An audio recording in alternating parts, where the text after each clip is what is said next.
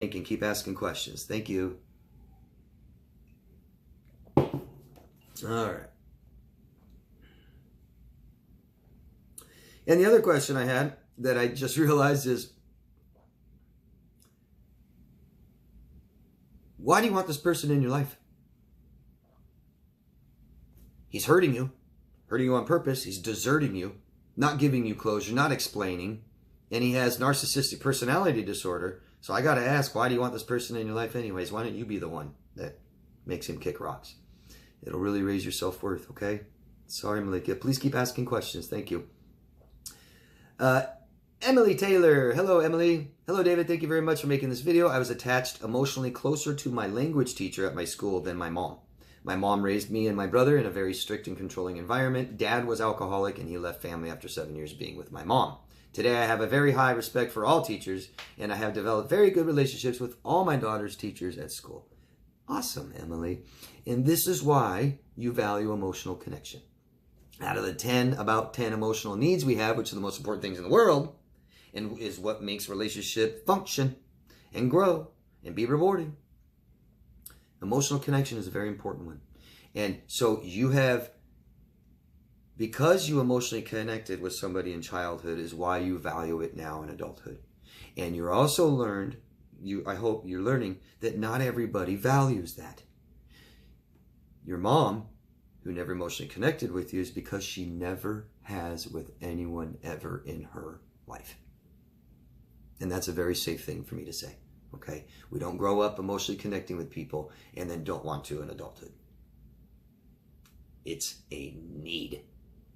It's like saying, I mean, I can't use physical needs. I mean, if you ate food, you're going to need to keep eating food, but I guess that doesn't work. But it's great to see. I'm really glad that somebody connected with you, emotionally connected. I'm really, really glad to see that.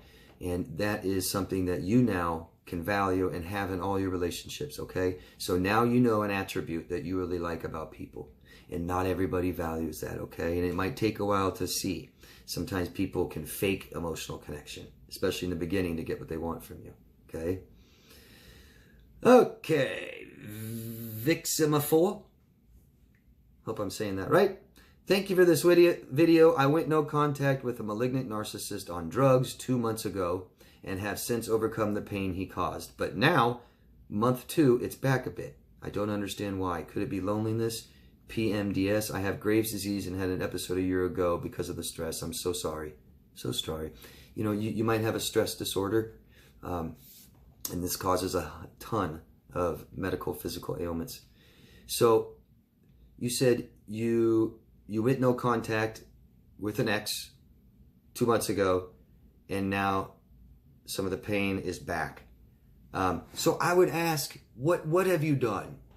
Okay, not just 2 months. What have you done in these 2 months to help you grieve and heal, things like this? And 2 months is pretty fast. I mean, I don't know how long you dated this person, but if there's trauma in the relationship, it could take longer. There's a lot of things to heal from and learn and understand. So, you know, if somebody asked me, what have I done to heal? I wouldn't just say, well, it's been, 10 years. I think it's been 10 years. Yeah, oh my gosh. It's been over 10 years. Wow. I haven't thought about it in a while. So I could say, well, I really introspected and learned about myself. I talked about all my experiences until they just felt better and I understood them. I made correlations and connections with my adult relationships, to my childhood relationships. And then I also healed from those too and understood those very much. And I used empathy and compassion for others, my abusers, and myself to understand this and to forgive myself, okay? I also learned how to have functional, healthy relationships and not keep repeating this. And I did a ton of other things, from self-care, okay, to exercise and things like this, and just made my whole life better. Those are some of the things I did to get where I'm at. And so I'm asking you, what have you done? Okay? Have you talked to people? Have you been learning? Do you understand this? Do you know why? Can you explain this to people? Or is it still confusing to others and they don't understand? Because a part of that means that we may not understand. Think about that, okay? Teachers, teachers that teach material must understand the material. If they don't, it's pretty confusing to the students, right? So we have an experience that's traumatic. Typically, that means we don't understand it. And trying to explain this to people sometimes doesn't make sense. And that's another reason why some people don't understand what you're talking about. Because maybe we don't. Okay? So, I'm sorry this is coming back. Okay? There's all kinds of things you can do. I strongly recommend to everybody out there to hire a professional. This is not something that we do alone. Not something we do by ourselves. Okay? It can cause a lot more damage. We could never get better. We could never learn. And we could keep repeating these mistakes. Okay? Staying single forever doesn't mean you're all better and safe now. Because we need relationships with people. It's the most important thing in our lives. And we have our emotional needs met, which is what makes us happy and feel good. Okay? So the key to happiness isn't money. It isn't financial success, job success. Those things can be nice. They can add some comfort to our life. Okay? But the real fruit on the tree are relationships and having our emotional needs met in them. That's it. And that's why toxic people who cannot have functional relationships with people are so miserable. All right? And this is why we are suffering too. All right? So something to think about, and hire a professional. Okay? We got to talk. We got to get this out. There's so much involved in doing that. Listening to ourselves talk. We answer our own questions. We've got support from people, professional people who see this all the time and can tell you why, what's going on, things like this. And we're sharing with other people. And so sharing what we have, what we're holding inside and our experiences, sharing it with somebody else, it's how we heal. If we don't, we hold it all inside and we're all alone with it. Okay? You may have been keeping yourself busy and stuff, so it felt a little better, but it's going to be there until we process it, until we grieve, until we understand and learn. It's going to stay there, okay? And it can come back. We could think we're better, and we might be feeling better. And then it comes back. It keeps surfacing, okay? There might be something stressful in your life that made it surface too. This causes stress disorders a lot for people, okay? And so you could be feeling better because you've cut out this major stress, and then all it takes is a little stress somewhere in your life, and it brings this back. We have to heal from it. More healing, okay? Hope that made sense. Let me know. Thanks. INFJ James. Hi, NFJ James. From Southern California. Trying to stay somewhat anonymous. I occasionally feel a sense of guilt for breaking things off with my ex, who I suspect has BPD, borderline. I was the last person in her life outside of her family that cared about her. At the same time, I was enabling her by having poor boundaries and not speaking up when I could have. Good. Glad you know that. Although I did support her in many ways, I was also holding her back from possibly hitting a low that might inspire her to change. Very insightful, James.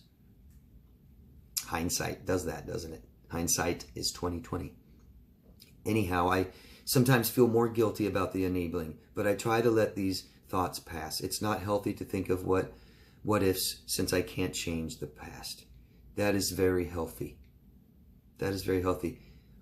Good. I hope it's helping. James, we're going to make mistakes in life. And believe it or not, mistakes are really good.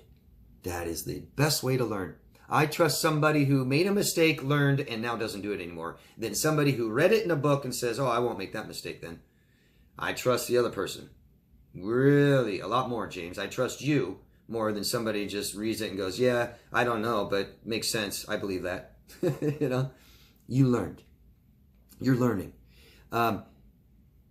One sense of guilt that usually we carry in these codependent, traumatic, toxic, abusive, neglectful relationships with somebody is we tend to have been parentified, where we have taken on responsibility for both people. Not just us, but them too. And we help and take care of and fix things for them, which is trying to change them. And we compromise who we are and all these things. But we've taken a responsibility to do this. And so I often say, even if you don't have children, it kind of feels like you're abandoning your child, doesn't it? Sad. Accept these feelings, understand them, and make yourself feel better, James. Okay? Really understand what's going on here and why. And don't let this happen again. It's got to be 50-50. We aren't here. We're here to help and support people, but there's a fine line between help and enabling. And I love how you recognized that the only way she's going to change is by losing, by loss.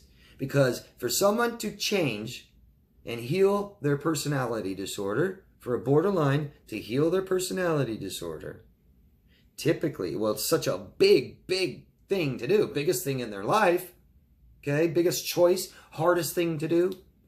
Something that big and grand typically takes loss or fear of loss, right?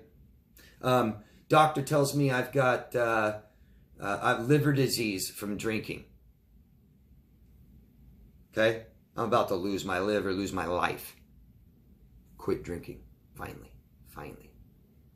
Too bad I waited till I had liver disease, right? But I don't want to die by alcohol. Finally. And that's pretty typical of people with that. So she's not, this is a statement I've made a long time ago. I really believe this. Anybody that's in the life of a borderline is enabling them, because you can become a better person and you can fix a lot of these problems you have.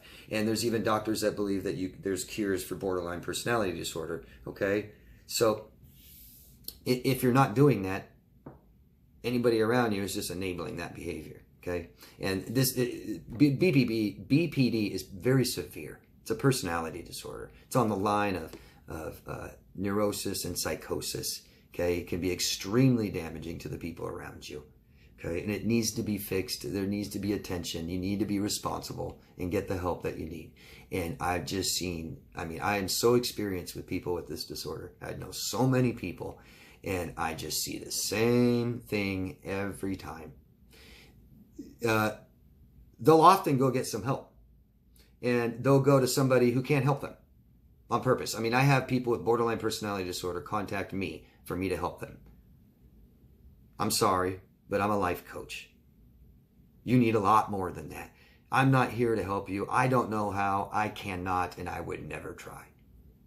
My videos aren't for people with borderline personality disorder. My videos are for people who have been abused and traumatized and damaged by people with borderline personality disorder. So there's a lot of help for them, and there's a lot of help they need. And I see them go to therapy, and they never stay. It's one time usually. Sometimes it's a few times. I've seen borderlines with a therapist for years, and they never get any better. They don't do what the therapist tells them, and they play that kind of that kid thing. Oh, the teacher doesn't like me. The teacher doesn't. This teacher doesn't like me. This teacher. And then so I'm getting in trouble all the time because all the teachers don't like me. They're bad teachers. Well, maybe the teachers don't like you because you're a bad student. And that's what I get from borderlines. My therapist doesn't like me. My therapist doesn't help me. My therapist doesn't understand me, and it's just a way to not look at yourself and not get the help and do the work because it's scary. Okay, people who self-pity, it means they can't do it. They believe they can't do it, whatever it is they're talking about. Right? Oh, I'm such a bad mom. Oh, I'm such a horrible mom. Yeah, because she doesn't know how to be a mom, a good one. She believes she can't do it. Too hard. So that's just perfect. Thanks, James. I hope you're feeling a lot better, buddy. All right? Talk to people. Thanks for sharing this. The Pope is in the house from Ireland. That's what she did, all right. Straight into a relationship. Knew everything. Probably changed her accent. I have a story about that. The arrival or phone call will be coming soon. She doesn't know how. She doesn't know I won't be there anymore to fix everything, to build her back up so she can go cheat on me again. Harsh. Doing a lot of work on myself lately for once. Good. Trying to put this depression away. It's hard, but very learning about myself. Thanks, David. Beautiful. That's what we're doing, aren't we? We're learning more about ourselves, because depression is an emotion, and that's a part of who we are. And you're accepting that, I hope. We accept it, learn from it, understand it, and make ourselves feel better. Thank you, Pope. And Pope also says, you know what? We win. We break the cycle. Absolutely. Absolutely. You guys know who watch my videos, you know that I believe this comes from childhood. And this is a cycle. This is just like alcoholism, drug addiction, all kinds of different addictions and dysfunctionalities in families, okay? If you're doing this, if you're having abusive, neglectful relationships right now in your adulthood, it's from childhood, okay? And your parents weren't healthy, their parents probably weren't healthy, and who knows how far back that goes. And we've got to break this cycle, and it doesn't matter if you already have children, it doesn't matter if your children are grown up. You can still break this cycle. You can try to see if your children will, okay? But you don't need to suffer from this anymore. So we do win. We win because we have a future. And a narcissist doesn't. Thanks, Pope, again. Hazel from Alabama. Hi, Hazel. This is really long, so I'm just going to scan through it and try to get to the question, okay? Thank you so much, David. Your responses mean a lot. Thank you. I just reported both my parents for childhood sexual abuse. No more protecting my mother and keeping her secrets. The shame isn't going to die with me. No more being invisible and pretending my pain doesn't matter.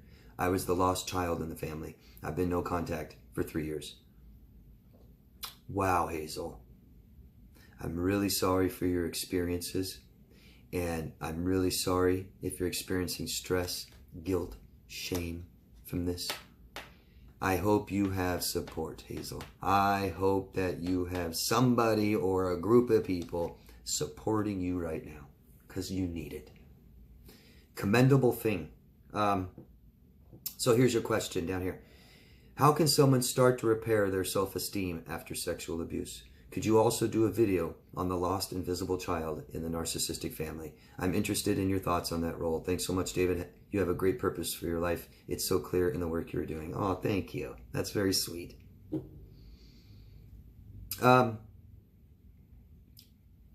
Self-esteem, self-worth.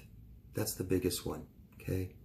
Self-esteem is damaged when we just compare ourselves to others, so don't do that. Try not to. Be mindful. Self-worth is the most important, and that's the most affected by trauma, pain, hurt, abuse, neglect. So how do we raise our self-worth and self-esteem? Talking. There is no replacement, no supplement, nothing that even compares to talking to people, because we're one of the most social animals in the world. Not only that, we are only on this planet still because of it. Because of each other. Because we need each other. Okay? I came up with a quote the other day. And I would rather be hungry together than be full alone. Okay? Think about that for a second. I don't care what physical things I have if I'm all by myself. I need people to share this with. Matter of fact, I'd give it all up to have people in my life. Even if we're starving, we're doing it together. Okay? You say you try to socialize. You're used to being invisible. I feel selfish for asserting my needs. Man, I'm sorry. This is all stuff we need to work through. Okay? Hazel, we get this stuff out. It just, because this is an emotional weight. And it just feels better to get it out and to get it off with somebody you trust that understands and can give you some feedback, okay? I don't recommend doing that with family or just friends. Do it with a professional that knows how to help you, okay? Where it's not personal either. They're perfect.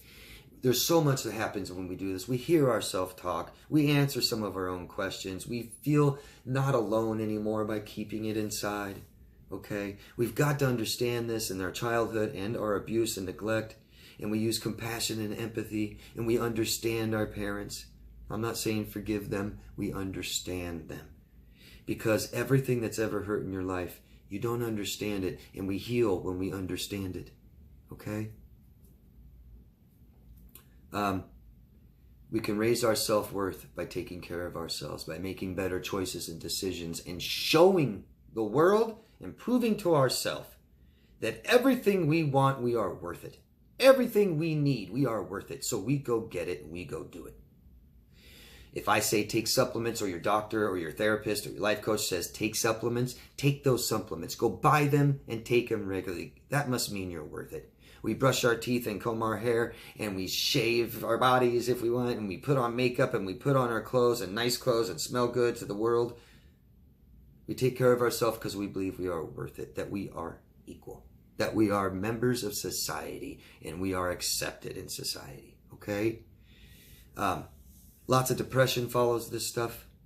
And just to be real quick about depression, okay, that symptoms of depression also can cause depression. So you've got, not eating well, sleeping all day, staying up all night, things like this. If you do these things, it will cause depression. So fight these things. These are all antisocial. Everyone's asleep at night and we're up, antisocial. Everyone's up during the day and we're sleeping, antisocial, okay?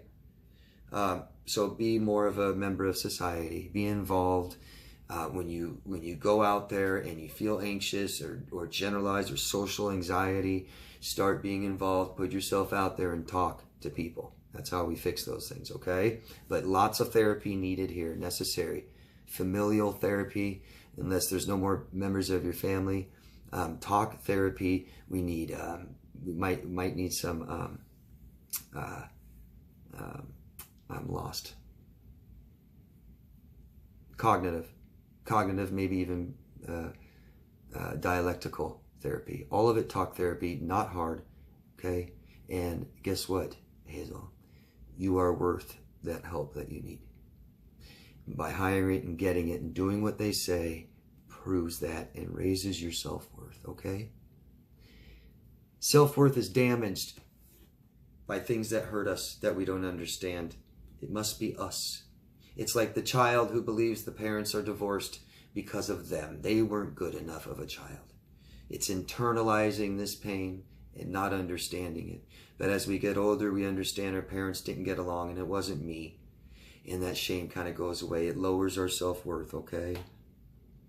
So it's something we need to understand. Here, I'll tell you a little story real quick about the 10-year-old boy. I've said it so many times, so I'm going to say it fast. 10-year-old boy's in his room. Dad walks in, spanks him, doesn't say anything. Doesn't know why. That's shame. I'm a bad person.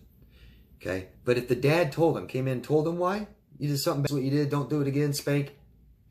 It's just guilt. I did something bad, and it's gone too, because I did my punishment to understand. Gone. That's it. Okay? We've got to understand it, or we internalize it, and it lowers our self-worth. Okay? Lots of things you can do. Hire a professional. They'll tell you. Thank you, Hazel. And I'm so sorry for your experiences. Good for you. I hope this feels good for you. If it doesn't now, I hope it does. Okay? People need to be held accountable for the things they've done. You're doing the right thing, okay? And you'll know that when it feels good. Thanks, Hazel. Emily from South Africa. Hello, Emily. I feel more anger towards my mom than my dad, which is weird because she is the parent that basically spent the most time giving me attention and raising and caring for me. So I shouldn't feel angry, but I do. She should have done something to protect me from him, but she didn't. And I want to tell you, Emily, and I'm sorry. I'm really sorry.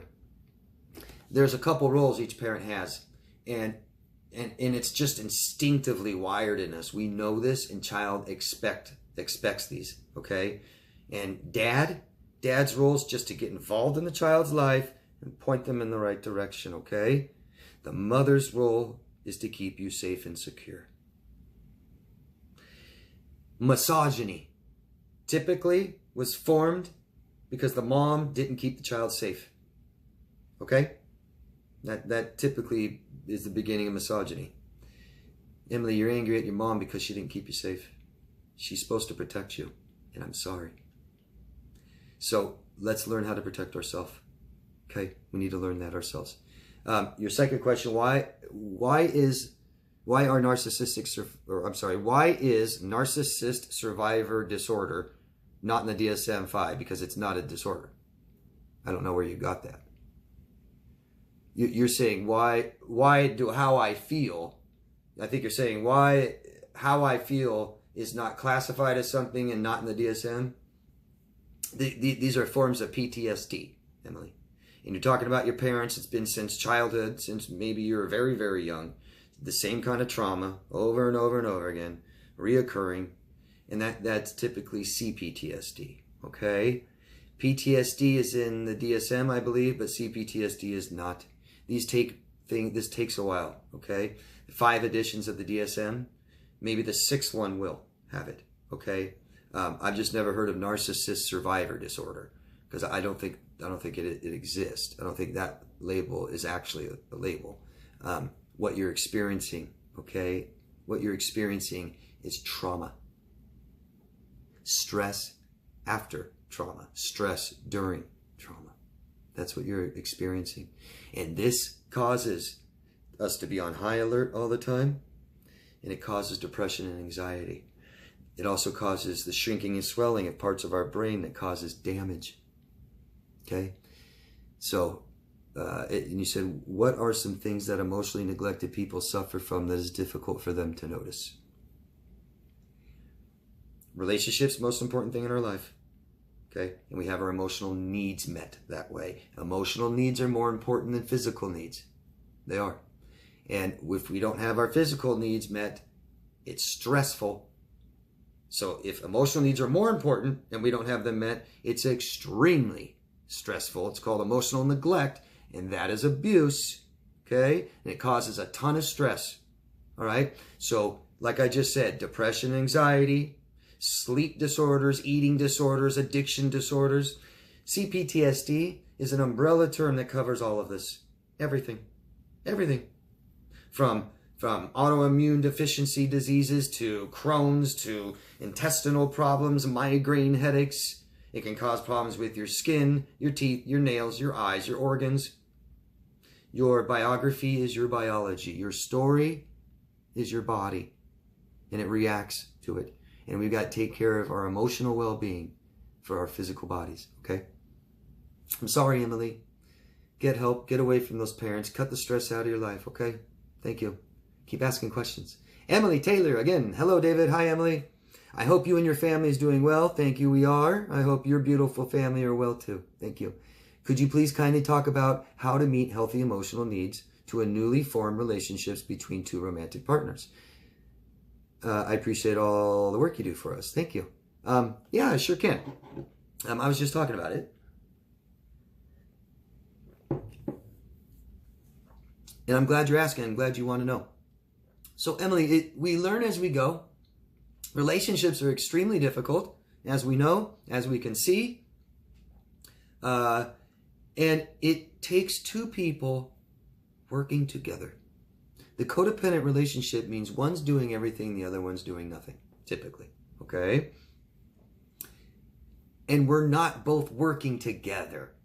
And everyone watches this video knows what that feels like and looks like, don't you? We're not working together. A 50-50 relationship is codependent. We give 100% and 100%, and we work together, and we make mistakes, and we get up, and we fail, and we try again, and we apologize, and we have tons of respect, consideration, love, and work together with each other.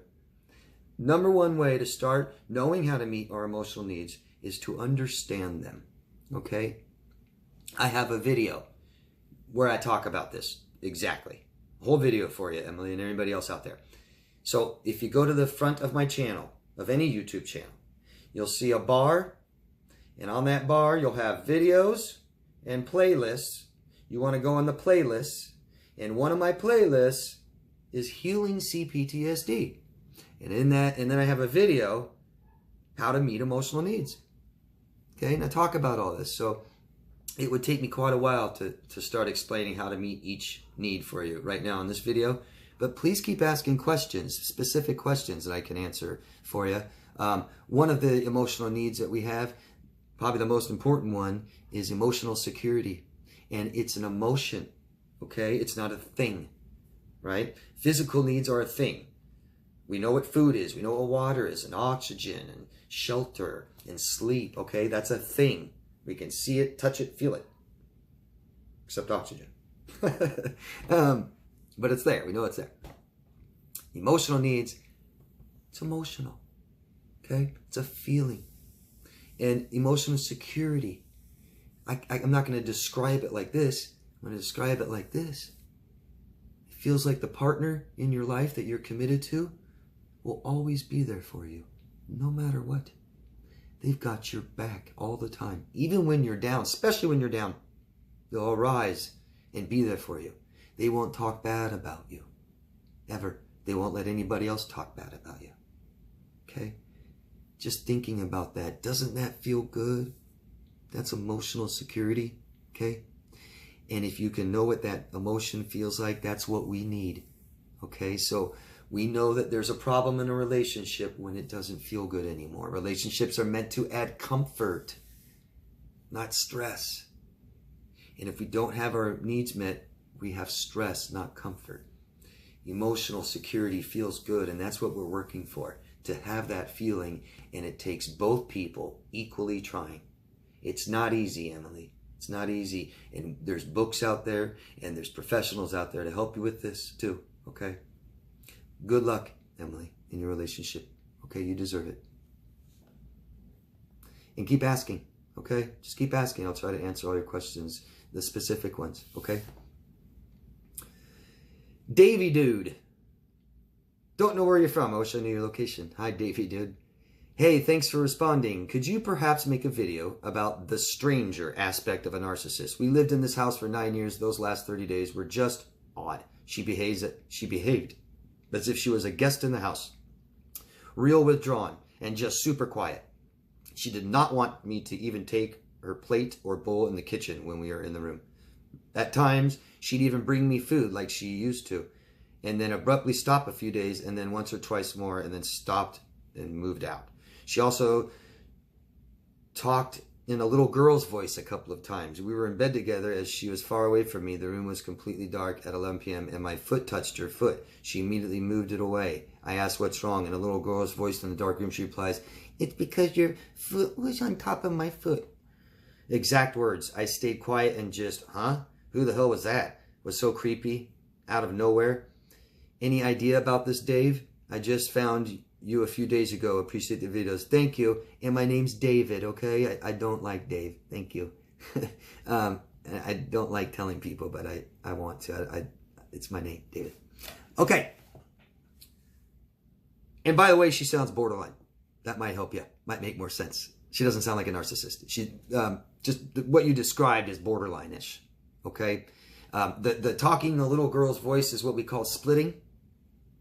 And they resort back to a time that was either comfortable or traumatic. Borderlines are a product of childhood trauma. She's been through a lot of trauma, okay? And what was the first part you said? The stranger aspect. If she's a narcissist, that's kind of the covert narcissist. And so that's what that term means, okay? Covert narcissist. If she's borderline, we call it the quiet borderline. Okay, so not every single person is exactly the same in every disorder. There's also a lot of overlapping traits, so a borderline will be narcissistic, all right? The stranger aspect is someone that doesn't know who they are, and they either reject it, hide it, numb it, compromise it, whatever they're doing. The narcissist rejects who they really are, so they're not going to tell you who they really are. They're going to tell you who they want you to think they are, who they want to be. And they think it works that way. They don't understand, okay? The quiet borderline doesn't know who she is, so it does no good if she tells you who they are. A lot of this is shame. I hate myself. A lot of borderlines won't tell you. I mean, I've dated people. I've dated a narcissist and a borderline who wouldn't tell me a single thing about them ever. I mean, it was just like prying and prying after a long time. Just nothing. I've never done this. I don't know. Never done that. Never done this. Never done a single thing. I mean, nothing. Nope, never done that. Nope. Never offer a single thing. It's shame. I hate who I am. I don't want you to know who I am either. Get that? I don't want to let you peek inside so you see what a horrible person I am. Okay? And then the little girl's voice. Yeah. Yeah, here, borderlines do that. I don't know if that'll help.